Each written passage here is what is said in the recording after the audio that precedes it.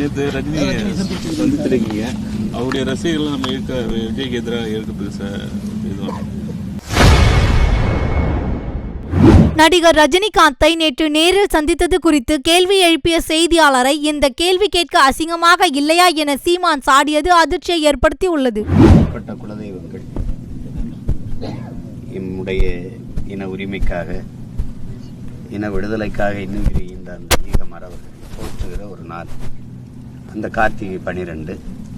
அதுக்கான பொதுக்கூட்டம் அது கடலூரில் தான் திட்டமிட்டோம். அது மழை காலமாக இருக்கிறதுனால ஒரு வேளை பெரும் வெள்ளம் தேங்கிட்டுனா கஷ்டம்ட்டு இங்கே மாற்றணும்.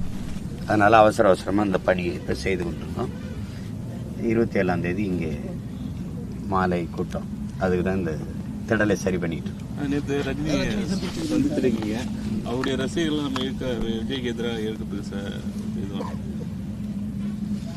கேள்வி கேட்குறதே உங்களுக்கு ஒரு அசிங்கமாக தெரியல. நீங்கள் அப்படிலாம் பேசக்கூடாது. நாங்கள் அன்பான மரியாதையான சந்திப்பு, அவ்வளோதான். அதை போய் அவருக்கு எதிராக இவருக்கு எதிராக ஏன் அவ்வளவு சிறுமைப்படுத்தி ஒன்றையும் சிந்திக்கிறீங்க? அப்படிலாம் யோசிக்காதீங்க சார். இப்போ தஞ்சாவூரில் இந்த டீச்சர் படுகொலை அது போல் வந்து இந்த வழக்கறிஞர் வெட்டினது அதை எப்படி பார்க்குறீங்க?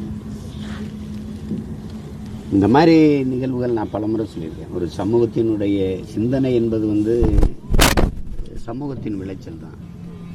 இப்போ அந்த குற்றச்செயலை செய்தவர்கள் மட்டும் குற்றவாளிகள் இல்லை. இப்போ உதாரணமாக உங்களுக்கு ஒன்று சொல்கிறேன். ஒசூர் நீதிமன்றம், அந்த கிருஷ்ணகிரி அந்த நீதிமன்ற வாசலில் ஒரு வழக்கறிஞரை வெட்டுறாங்க. வெட்டியவர் மட்டும் குற்றவாளியா? சுற்றி அத்தனை பேர் நின்று வேடிக்கை பார்த்த எல்லாரும் குற்றவாளியா? அவங்களும் குற்றவாளி தானே.